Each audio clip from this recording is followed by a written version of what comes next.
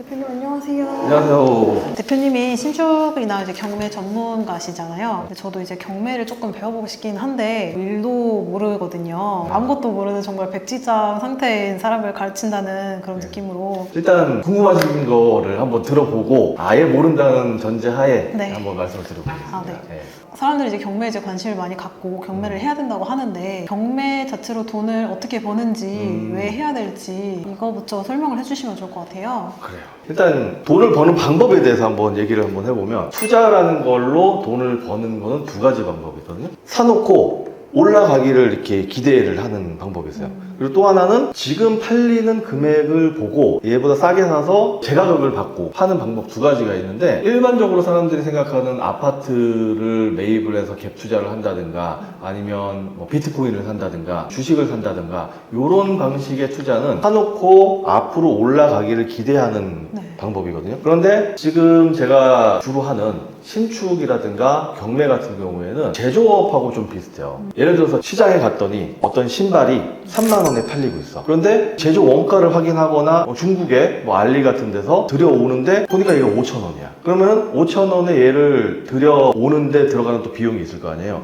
그게 한 뭐 5천 원 정도 된다 그러면 물건 사는 가격이 5천 원, 들여오는데 5천 원 해서 얘를 3만 원에 팔 수 있겠다 라고 판단이 되면은 얘를 들여오는 거거든요. 그러면 2만 원이 남잖아요. 그런데 만약에 3만 원에 팔린다는 거를 알고 있는데 원가가 2만 원인 거예요. 근데 얘를 한국으로 들여오는데 또 2만 원이 들어가. 그러면은 3만 원에 팔린다는 거를 알고 있는 상태에서 들여오는데 4만 원이면 들여오면 안 되겠죠.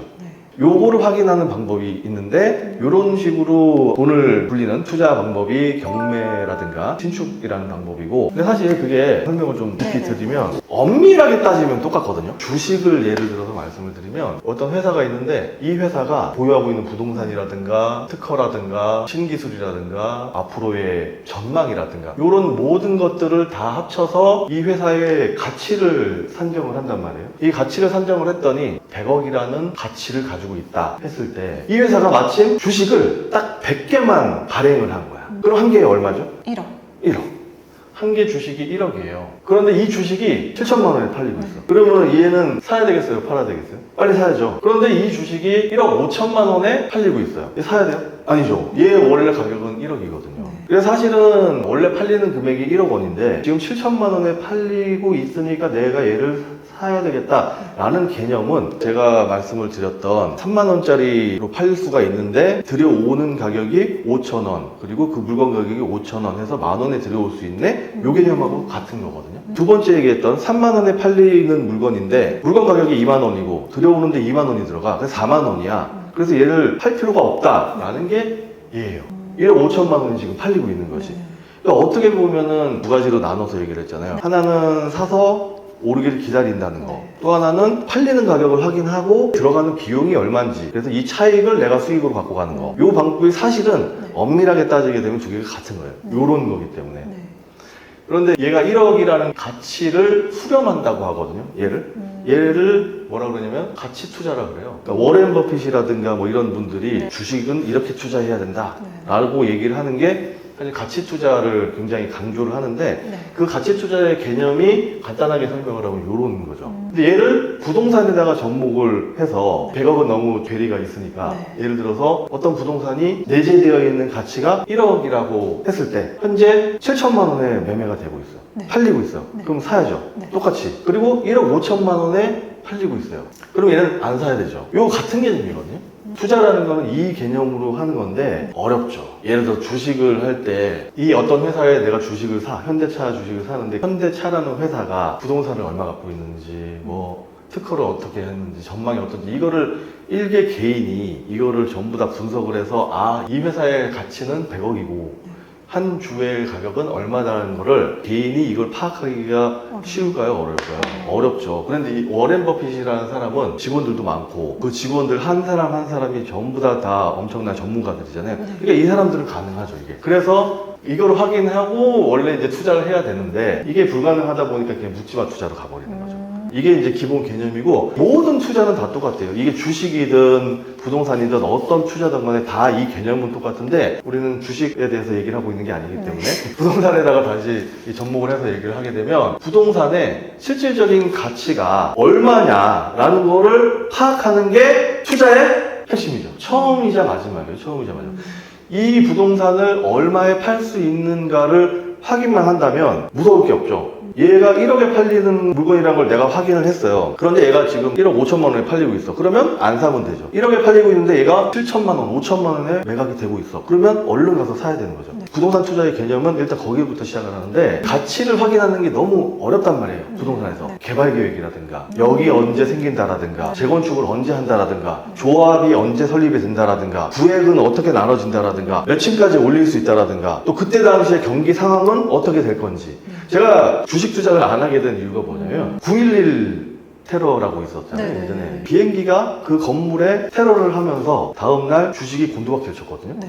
그걸 어떻게 확인해? 어떻게 예측을 합니까? 그러니까 이거는 예측의 영역을 벗어난다고 저는 생각을 해요. 물론 이제 주식을 잘 하시는 분들이 있죠. 근데 제가 생각했을 때는 그런 예측할 수 없는 부분까지 다 가격에 영향을 미치기 때문에 저 같은 경우는 부동산 투자를 하는 건데 부동산 투자에서도 방금 전에 말씀을 드렸던 앞으로 재건축을 한다라든가 재개발한다라든가 도로가 생긴다라든가 여기 생긴다라든가 앞으로 뭐 향후 계획이 이런 게 있다 저런 게 있다 이런 거를 전부 다 확인을 해서 투자를 하는 방식이 어떤 방식이냐면 일반인들이 알고 있는 방식이에요. 아파트 매매, 갭 투자, 재건축, 재개발 이런 것들이 전부 다 이쪽인데 이것도 마찬가지로 주식만큼이나 확인해야 되는 사항들이 엄청나게 많아요. 방금 전에 말씀을 드린 몇 가지만 보더라도 도로가 뚫리냐 여기 생기냐 이런 것들 그리고 여기 생긴다 그랬다가 또 5년 후에 생기고 이런 것들이 엄청난 변수들이 생기잖아요. 그래서 사놓고 기다리는 투자는 저는 흥미가 없다. 별로 좋지 않다라고 생각을 하고 있고 그러면은 신축 투자라든가 경매 투자 같은 경우는 어떤 투자냐면 앞으로 5년 후, 10년 후를 보는 게 아니고 지금 현재 팔리고 있는 금액이 얼마냐 요거만 하게 돼요. 그게 뭐 아파트든 상가든 공장이든 창고든 토지든 간에 현재 그게 팔리고 있는 금액이 1억 원이라는 걸 확인을 하고 얘보다 싸게 매입을 해올 수 있다면 얘를 매입을 하는 거죠. 그러면은 지금 당장 팔 수 있는 금액을 확인했으니까 7천만 원에 내가 매입을 한다고 하게 되면 3천만 원의 수익을 갖고 오게 되는 게 지금 바로 결정이 나버리는 거죠. 저 같은 경우에 투자 중에서 사놓고 향후를 기다리는 투자는 너무 변수가 많다. 특히 소심한 사람들이나 간이 작은 사람들, 겁이 많은 사람들 같은 경우에는 사놓고 기다리는 투자보다는 확정적으로 내가 얼마에 팔 수 있는가를 확인을 하고 그거보다 낮은 금액에 매입을 해서 갖고 오는 투자 방법을 하는 것이 훨씬 낫다라고 생각을 하고 있어요. 뭔가 말만 들었을 때는 당연히 경매를 해서 저렇게 해야 될 것 같은데 쉽지는 않잖아요. 저희가 알아야 될 게 굉장히 많은데 그러면은 저게 싼 물건인지 이런 거를 어떻게 확인을 하는 걸까요? 그게 핵심이에요. 우리가 경매를 배운다라고 하게 되면 대부분의 사람들이 뭐를 어렵다고 생각을 하냐면 권리를 분석하는 거. 이 권리 분석이 어렵다고 생각을 하거든요. 그런데 사실 저한테 강의 들으셨던 분들은 아시겠지만은 이 권리 분석의 98%, 99%를 1시간 반에서 2시간 사이에 싹 정리가 돼버리거든요. 그러고 나서 돈은 어디서 버는 거냐면 물건을 찾는 데서 돈이 벌리는 거거든요. 권리 분석을 아무리 잘해봐야 그걸로 돈을 버는 게 아니고 어떤 물건을 찾아야 되는지를 아는 게 돈을 버는 거예요. 근데 대부분 사람들이 경매를 안 해본 사람들은 어디에서 어렵다고 생각을 하냐면 여기에서 어렵다고 생각을 해요. 권리 분석은 사실은 설명할 게 1시간에서 1시간 반 정도밖에 안 돼요. 내용이. 그런데 이 부분에 되게 복잡하게 생각하고 어렵게 생각하다 보니까 이 접근 자체가 안 되는데 권리 분석이라는 건 굉장히 좀 간단합니다, 사실은. 기본적인 것만 잠깐 말씀을 드리면 두 가지거든요, 두 가지. 첫 번째가 1억 원짜리를 내가 7천만 원에 낙찰을 받아왔는데 추가적으로 돈이 더 들어가는 게 있으면 어떡하지? 요런 걱정이 있단 말이에요. 두 번째가 뭐냐면 얘를 낙찰을 받아왔어. 잔금까지 다 냈어요. 그런데 소유권이 당연히 내가 잔금을 냈으니까 나한테 와야 되잖아요. 근데 나한테 안 와. 나한테 안 오고 다른 사람한테 가버려요. 소유권에 대한 부분. 이 두 가지가 권리 분석이에요. 내가 낙찰을 받았는데 추가적으로 돈을 내가 내야 될 게 있는지 없는지 그거를 판단하는 기준 하나, 그리고 낙찰을 받았는데 물건이 내게 아니고 다른 사람한테 가버리면 큰일 나잖아요. 그 두 가지예요, 사실은. 권리부석이라 해서 엄청나게 많은 게 아니고 두 가지밖에 없다. 하나는 돈, 또 하나는 소유권. 요 두 가지에 대해서만 딱 기준을 잡고 있으면은 굉장히 쉬워요. 저희 카페, 닷컴스쿨 카페 제 수업 후기라든가 뭐 이런 거 보게 되면 권리분석은 1초 만에 끝내면 너무 시간이 오래 걸린 거예요. 우리는 0.5초 만에 끝냅니다. 궁금하신 분들은 닷컴스쿨 카페 들어오셔가지고 조장현 수익형 경매 후기를 보시게 되면 0.5초 만에 권리분석은 다 끝난다고 후기들이 들어가 있을 거거든요. 한번 직접 확인을 한번 해보시면 좋을 것 같고, 이 권리분석은 0.5초 만에 끝내야 돼요. 딱 물건을 보자마자 이게 두 가지가 문제가 있다 없다를 바로 판단을 할 수가 있어야 됩니다. 1초면 늦어. 왜냐면 물건을 하루에 10개, 20개를 봐야 되거든요. 그러니까 물건을 볼 때 권리분석에다가 시간을 쏟는 게 아니고 그 물건이 실제로 돈이 되느냐 안 되느냐를 확인을 해야 되거든요. 근데 사람들이 여기에 너무 매몰되어 있다는 거죠. 실제로 돈을 벌려면 여기에 시간을 투입을 해야 된다라는. 아무래도 일반 아파트 뭐 매매하는 것보다는 뭔가 세금이라던가 소유권 이런 것도 되게 복잡할 것 같은데 그런 부분은 좀 어떤가요? 세금이요? 세금 내는 방식도 뭔가 조금 다를 것 같고, 그런 소유권이라던가 되게 복잡하더라고요. 명의 문제도 뭐 복잡할 수도 있을 것 같고 막 이런데 이런 거를 어떻게 봐야 될지. 그게 세금이라든가 이런 부분들은 매매로 사는 거하고 다르지 않고, 사람들이 다르다고 생각하는 것들이 뭐 이런 것들 저런 것들이 좀 짬뽕이 돼가지고 있다 보니까 그렇게 되는 건데, 사실은 이 경매라는 거는 부동산을 내가 취득하는 방법 중에 한 가지인 거예요. 매매로 내가 얘를 소유할 수도 있고, 상속으로 소유할 수도 있고, 증여로 소유할 수도 있고, 건물을 지어서 소유권 보존으로 해서 취득할 수도 있는데, 경매라는 방법을 통해서 내가 갖고 오는 거다. 매매랑 다를 게 없다라고 생각을 하시면 되는데, 강의할 때 제가 초기에 개념을 좀 잡아주려고 이런 얘기를 좀 해주는 게 있는데 재밌으니까 한번 얘기 들어보세요. 예를 들어서 A라는 사람이 있는데 이 친구가 5억짜리 부동산을 가지고 있어. 이 친구가 사업을 하는 친구였던 거예요. 그래서 사업을 열심히 하다가 보니까 돈이 좀 모자랐어. 그래서 은행에서 돈을 빌렸어요. 얼마를 빌렸냐면 3억 원을 빌렸어요. 그래도 좀 힘들어. 그래서 아주 친한 친구한테 5억 원을 또 빌렸습니다. 그러면 요 3억을 빌려준 우리은행이나 5억을 빌려준 친구 같은 경우에 이 친구를 뭘 보고 빌려주냐, 나 이거 담보를 잡아야 되겠다, 담보 잡고 내가 빌려줄게 라고 해서 돈을 빌려주거든요, 일반적으로. 그렇게 되면 이 담보로 잡았다라는 게 어디에 써 있을까요? 이마에다가 써놓나? 아니면 손바닥에다 써놓나? 어디에가는 써놔야 될 거 아니에요? 계약서?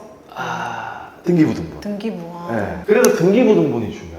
이 등기부등본에다가 이 건물을 담보를 잡고 내가 3억 원을 빌려줬다라는 거를 써놓고, 그런데 그래도 얘가 사업이 안 되고 있는 거예요. 그래서 얘가 이제 팔려고 내놓은 거야. 얼마에 팔려고 내놨냐면 5억에 팔려고 내놨어요. C라는 사람이 와가지고 물건 보니까 되게 괜찮아. 그래서 와가지고 얼마야? 그랬더니 5억 원이래요.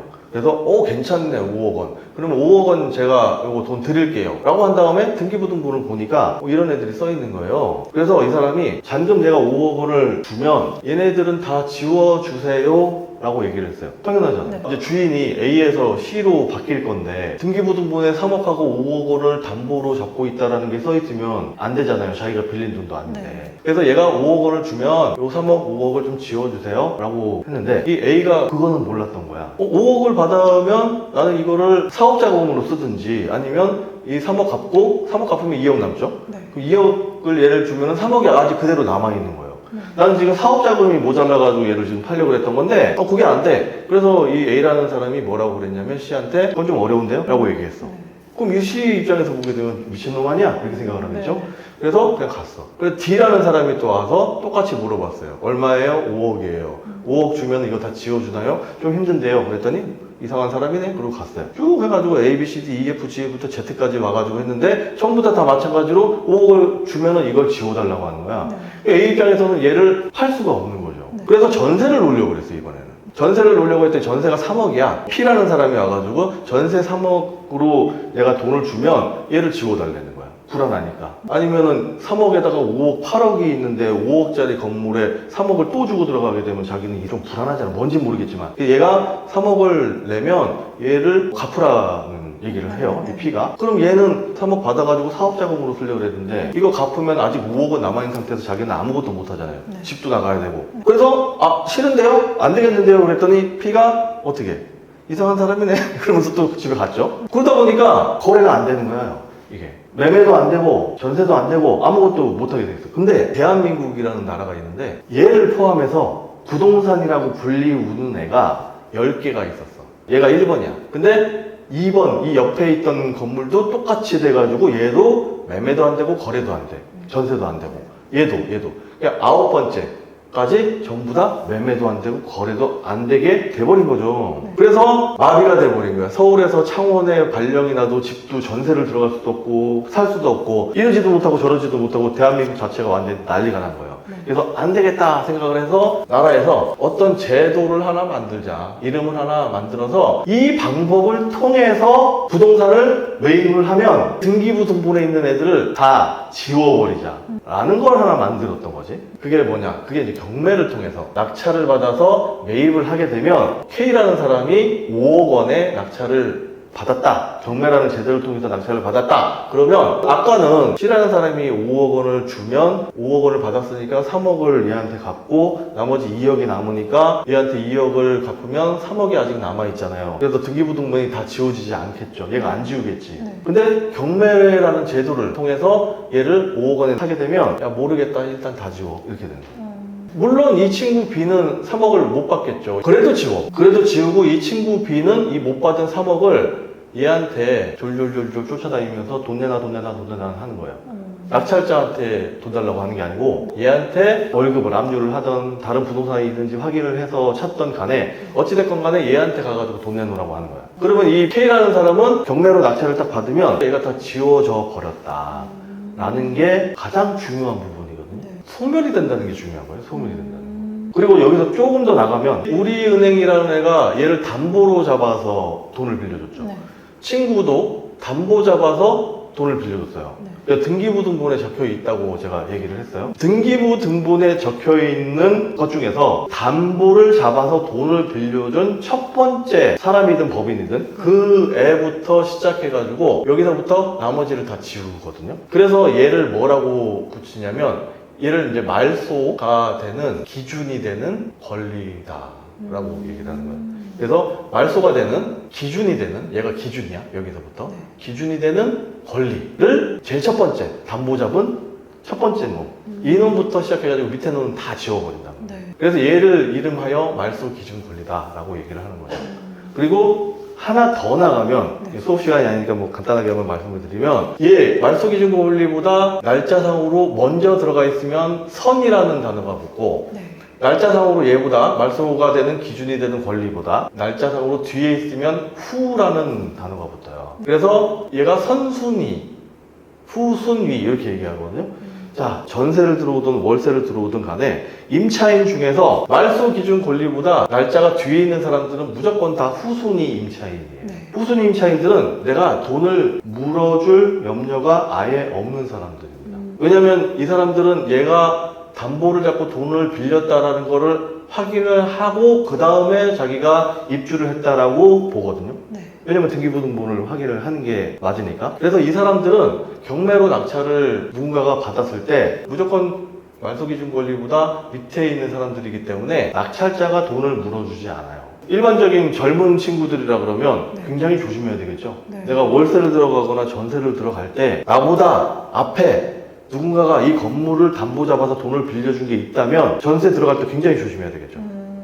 그래서요. 전세 사기가 이런 거 때문에. 그렇죠. 전세 사기 같은 경우에 지금 말씀하셨으니까 예를 말씀을 네. 드리면 이 말소 기준 권리, 우리은행에서 돈을 빌려주기 전에 전입을 들어온 사람을 선순위 임차인이라고 하는데, 선순위 임차인이 있으면 은행에서 돈을 잘 안 빌려준단 말이에요. 예전에는 전세 금액을 뺀 정도의 금액도 은행에서 빌려주긴 했었는데, 예를 들면은 아파트 가격이 뭐 10억인데 전세 들어와 있는 사람이 5억에 들어와 있어요. 그러면 70% 대출하게 되면 7억이잖아요. 그러면 기존에 전세 금액이 5억이 있기 때문에 7 빼기 5 해서 2억은 빌려줬었는데, 요즘은 아예 안 빌려주거든요. 7억이든 5억이든 2억이든 어쨌든 안 빌려준단 말이에요. 그래서 어떤 일이 발생이 되느냐, 이 집주인이 먼저 들어와 있는 이 전세 들어와 있는 사람한테, 주로 나이 젊은 친구들, 사회 초년차들한테 내가 한 500만 원 줄 테니까 전입돼 있는 걸 너네 본가나 친구 집으로 네. 한 일주일만 전입을 좀 빼줄 수 있겠니? 라고 물어봐요. 500만 원이라는 것 때문에 혹해가지고 일주일 동안 전입을 빼요. 그럼 어떤 일이 발생이 될까?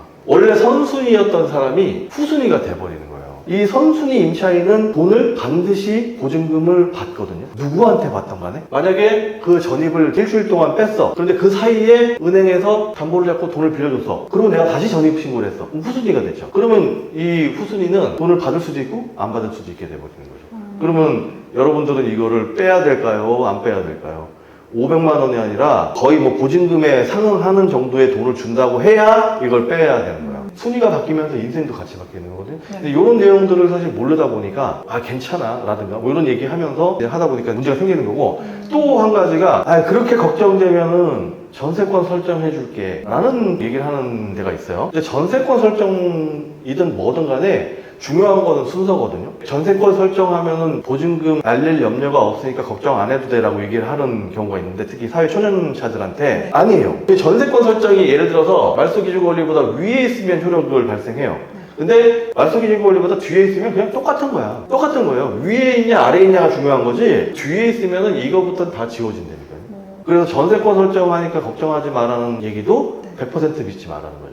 물론 이제 전세권 설정을 하는데 이 위에 말소기준 권리보다 위에, 그러니까 아예 대출을 아직 안 받은 상태야. 네. 안 받은 상태라 그러면 괜찮죠. 네. 해도 좋아요. 근데 전혀 효력이 없다라는 겁니다. 그래서 이 선순위 임차인이 되는 게 굉장히 중요하다. 대형력 말씀해 주셨는데 대항력이 뭔지. 여기서 이제 굉장히 중요한 게 선순위 임차인이어야지 내가 돈을 받는다라고 했는데, 네. 선순위 임차인이라는 거를 증명을 하려면 세 가지가 확보가 돼 있어야 돼요. 부동산에서 가장 강력한 권리가 뭐게요? 소유권이에요. 소유권이라는 권리는 부동산에서 가장 강력한 권리예요. 뭐든 할 수 있어요. 얘를 담보로 대출도 받을 수 있고, 그 위에다 건물을 지을 수도 있고, 팔 수도 있고, 임대를 놓을 수도 있고, 여러 가지를 할 수 있는 게 소유권인데, 낙찰을 받은 사람은 이 큰 칼, 무소불위의 큰 칼을 휘두를 수 있는 사람, 소유권을 갖고 있는 사람이란 말이에요. 그런데 이 소유권을 갖고 있는 사람이 야, 너 나가, 내 집에서 나가 라고 얘기를 할 때 작은 과도 3개를 이렇게 갖고 있는 사람이 있어.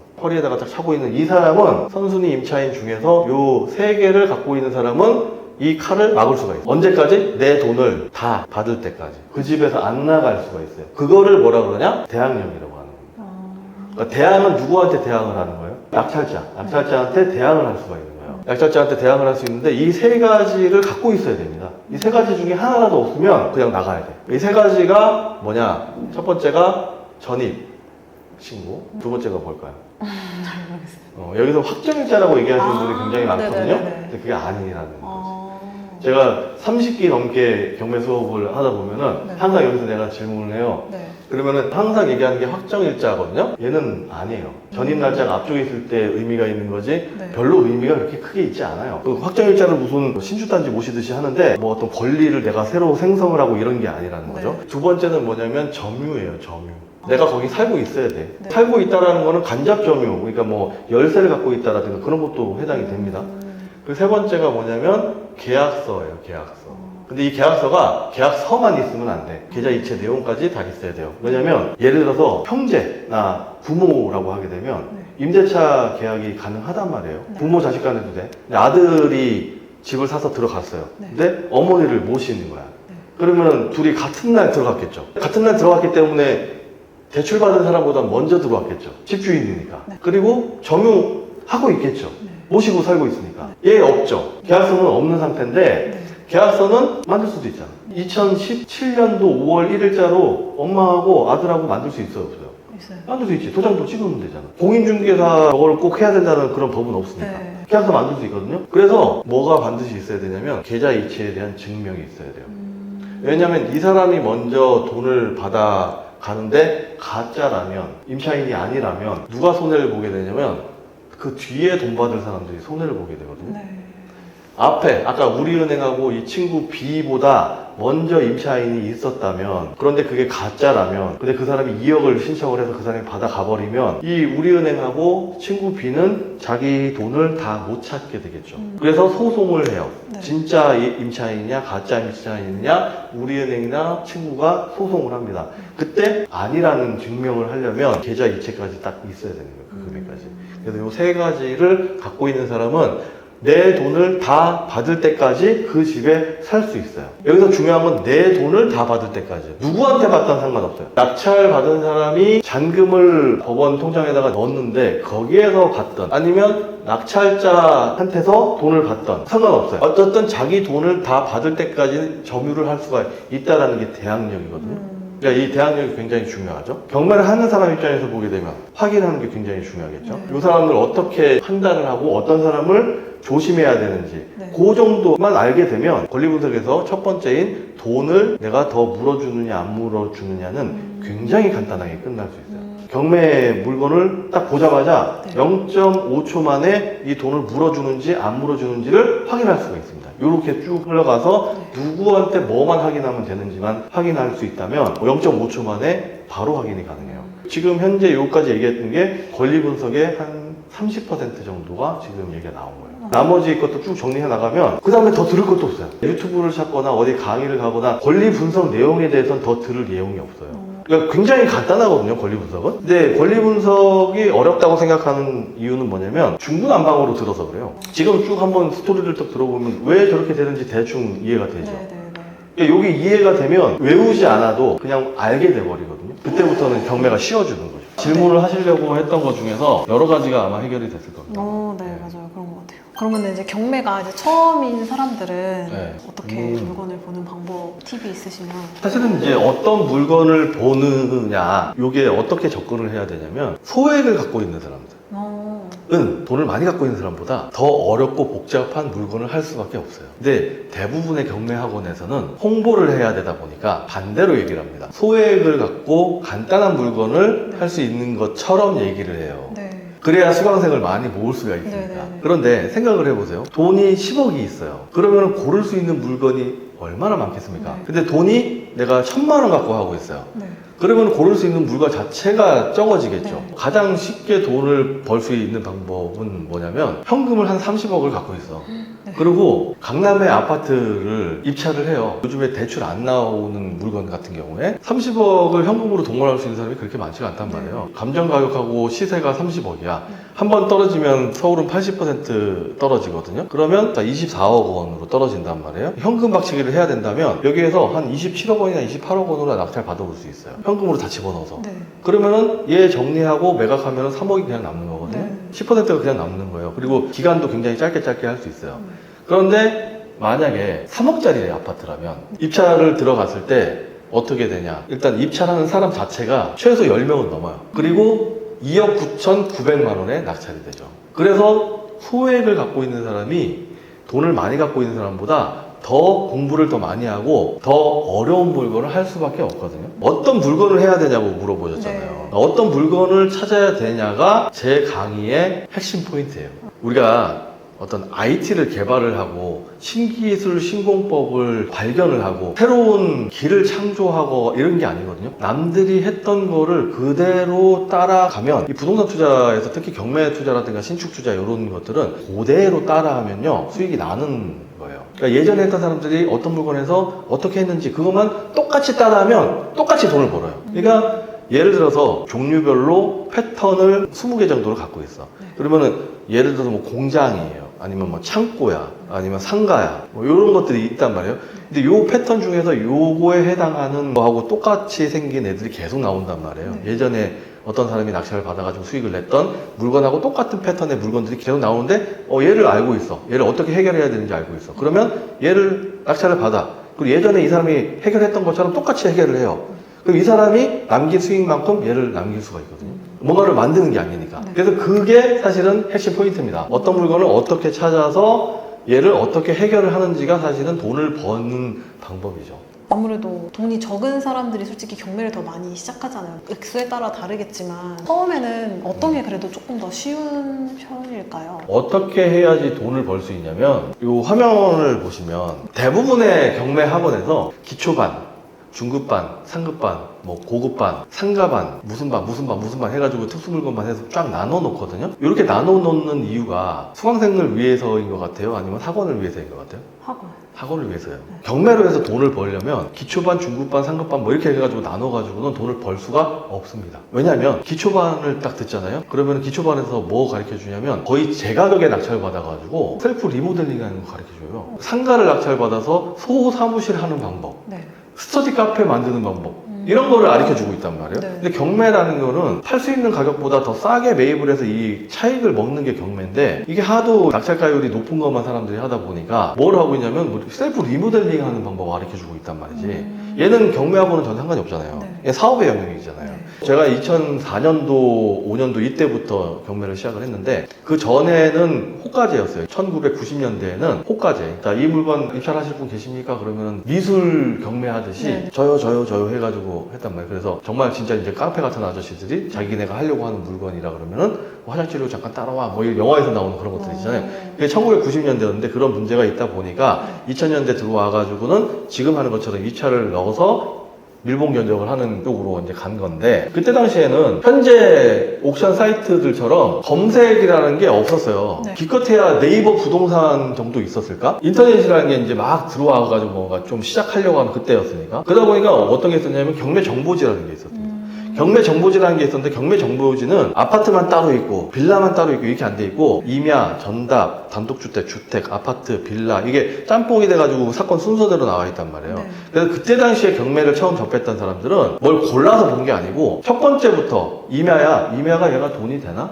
안 되나? 권리분석상에 문제가 있나 없나? 얘를 확인하고, 그 다음에 전이야, 전. 농지예요, 농지. 그러면 얘가 지금 현재 가격이 얼마지? 어디에 붙어 있지? 뭐 도로는 붙어 있나? 이런 거 확인하고, 그 다음에 나온 게 상가야. 그러면 상가가 얘가 월세가 얼마 정도 되지? 권리금을 받을 수 있는 동네인가? 장사가 잘 되나? 이런 거 확인하고, 그 다음 번이 아파트야. 그럼 아파트 확인하고, 이렇게 해서 봤단 말이에요. 네. 그러다 보니까 처음에 경매를 접했던 사람들은 모든 걸 다 했어요. 아파트 따로, 빌라 따로 이렇게 안 했습니다. 네. 그러다 보니까는 돈을 벌 수가 있었던 건데, 지금 경매로 사람들이 돈을 못 버는 가장 큰 이유가 뭐냐면, 처음에 검색을 들어갔을 때 조건을 걸어버린다는 거예요. 나는 아파트만 봐. 아파트만 계속 보니까 나머지가 돈을 벌 수 있는 것들인데 그거는 못 보고 돈 못 버는 것만 계속 보고 있는 거예요. 네. 그러니까 평생을 가도 돈을 못 벌어요. 제 수업 같은 경우에 아파트만 한 두세 번 정도 낙찰을 받으신 다음에 이거 아니다 싶어가지고 오시는 분들이 굉장히 많거든요. 이게 왜 그러냐면, 이거 이제 올해 초인데 전체 경매 물건이 18,000건이거든요. 지금은 2만 건이 넘었더라고요. 통상적으로 경매 물건이 한 9,000건에서 12,000건 사이에 왔다 갔다 해요. 네. 근데 지금 2만 건이 됐다는 거는 경매 물건이 굉장히 많이 나오고 있는 중이라는 네. 거거든요. 그러니까 그만큼 좋은 물건이 많은 시기예요, 네, 지금. 네, 네. 어찌됐건 18,000건 중에서 아파트하고 빌라를 합치게 되면 퍼센티지가 몇 퍼센트냐면 한 30% 조금 넘어요. 그러니까 30% 정도 되는 물건에 경매 입찰을 하는 사람들 90%가 여기에 매여 있는 거예요. 아파트하고 빌라에. 반대로 얘기하면 10% 정도의 사람들만 70%의 물건을 입찰을 하고 있는 거죠. 아파트는 그래서 낙찰되는 가격이 시세에 근접할 수밖에 없어요. 일단은 접근하는 사람이 많고, 두 번째 가장 큰 문제가 있는데 실수요자. 예를 들어서 3억짜리 아파트인데 301호 앞집이 매매를 했어요. 내가 이 집을 매매를 하려고 하는 사람은 301호가 경매에 나왔을 때 5억이 아니라 4억 9,900만 원에 이 사람이 실수요자라면 낙찰을 받아도 100만 원 싸게 산 거거든요. 근데 투자하는 사람 입장에서 보게 되면 4억 9,900만 원에 얘를 낙찰을 받잖아요. 그러면은 세금 들어가고 복비 들어가고 이런 것 저런 거 하다 보면은 5억 1,000만 원, 2천만 원이 원가가 돼버린단 말이에요. 그러니까 투자를 하는 사람 입장에서 보게 되면 4억 9,900만 원에 낙찰을 받으면 손해고, 실수요자 입장에서 보게 되면 다만 100만 원이라도 싸게 사면은 무조건 이득이거든요. 네. 그런데 거의 대부분의 아파트는 실수요자가 나의 경쟁자로 들어와 있어요. 그래서 아파트만으로는 돈을 벌기가 굉장히 어렵다.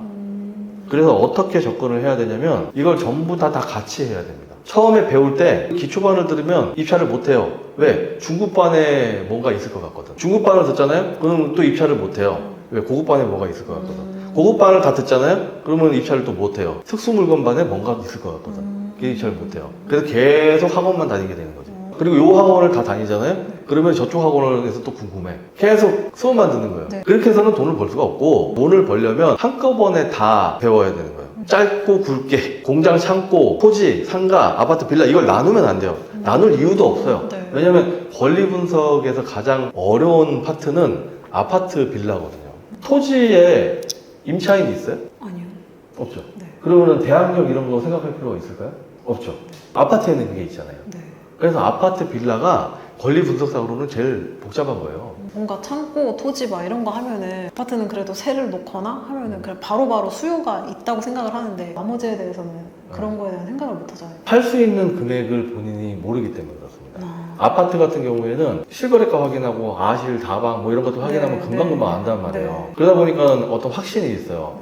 그런데 공장, 창고는 그쪽 동네에 가면 없어서 못 파는 동네가 있거든요. 나오면 바로 팔리는 동네가 있는데 사람들이 그쪽에 대해서 몰라. 왜? 팔 수 있는 금액을 확인할 수 없기 때문에. 예전에 제가 2006년도에 분당에 2억짜리 아파트를 1억 6천만 원대에 사서 네. 6개월 만에 2천만 원을 남기고 판 적이 있었어요. 2006년도 당시에는 얘가 2억짜리인지 1억 8천만 원짜리인지를 확인을 하기 위해서는 그 동네를 가는 수밖에 없었거든요. 무슨 얘기냐면 지금 아파트가 좀 돈이 안 되는 이유가 뭐냐면 누구나 다 너무 쉽게 팔 수 있는 금액을 알 수 있기 때문에. 예전에 2006년도, 2000년대 중반에는 아파트 가격을 우리 동네 내 아파트는 알았지만 옆 동네 아파트는 얼마에 팔리는지 알 수가 없었거든요. 가보는 수밖에. 그래서 알아내기가 힘들었어요. 네. 팔 수 있는 금액을 알아내기가 힘들었기 때문에 돈을 벌 수 있었지. 근데 지금 너무 쉽게 알 수 있어요. 네. 그래서 돈을 벌 수가 없는 거죠. 그런데 창고나 공장, 상가, 토지 이런 것들은 팔 수 있는 금액 모르겠죠. 몰라요. 어떻게 확인해야 되는지도 모르겠죠. 네. 그래서 걔가 돈이 되는 거죠. 핵심은 팔 수 있는 금액을 알게 되면 무서울 게 없다라는 게 제가 전달을 해주고 싶은 그런 얘기입니다.